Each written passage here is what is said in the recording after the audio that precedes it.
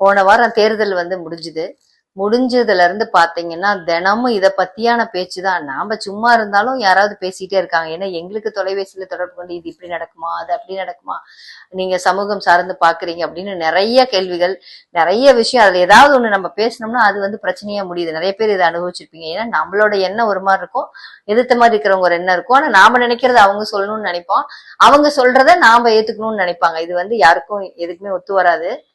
ஏன் அப்படின்னா ஒவ்வொருத்தரோட சிந்தனையும் பாத்தீங்கன்னா, ஒருத்தர் இந்திய அளவுல யோசிப்பாங்க, இந்தியாவோட வளர்ச்சி, இந்தியாவோட முன்னேற்றம், அதற்காக உழைக்கிறவங்கன்னு யோசிப்பாங்க. ஒருத்தர் நம்மளோட நாடு, இப்ப தமிழ்நாடு, ஒவ்வொரு நாடும் அவங்கவங்களோடது யோசிப்பாங்க. அதே மாதிரி இப்ப ஒரு மாவட்டம், அந்த மாவட்டத்துல என்ன முன்னேற்றம், எது மாறி இருக்கு அப்படின்னு பார்ப்பாங்க.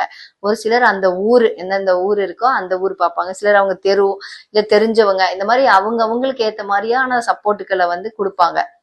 யாரோட எண்ணம் எந்த மாதிரி பறந்து விரிந்து இருக்கு, எந்த மாதிரி எண்ணங்கள் உயர்ந்து இருக்கு அப்படிங்கிறத பொறுத்துதான் அவங்க யாரை தேர்வு செஞ்சிருக்காங்கன்னு நமக்கு தெரியும். அதனால நம்ம யாரையும் போய் இது அப்படி அது அப்படி நம்ம சொல்ல முடியாது. நம்ம சொல்றதுனால எதுவும் மாற போறது இல்லை. ஏன்னா எல்லாரும் அவங்கவுங்க மனசுல ஒண்ணு வச்சிருப்பாங்க, இல்ல அதை பத்தி பெருசா நினைச்சு போற போக்குல ஒண்ணு பண்ணிட்டு போறது வேற, ஆத்மார்த்தமா அதை செய்யறது வேற. இந்த மாதிரி நிறைய பார்த்து நிறைய பஞ்சாயத்துகள் தான் மீதி ஆகுது. அதனால தயவு செய்து யாரும் இப்ப நமக்கு அந்த தேர்தலோட முடிவு வர வரைக்கும் தயவு செஞ்சு இதை பத்தி யாரும் பேசி சண்டை போட்டுக்காதீங்க.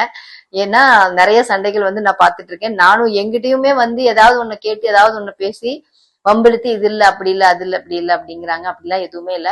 என்ன நடக்குமோ அது இறைவன் முடிவு பண்ணியிருப்பாரு. அதன்படி எல்லாம் நல்லபடியாவே நடக்கும். இந்த தேர்தல் இந்த நாடு நல்லா இருக்கிற மாதிரி நல்லது நடக்கணும்னு கடவுளை வேண்டிக்கிறேன். அதை தவிர்த்து நம்ம வேற ஒன்றும் சொல்ல முடியாது. நன்றி.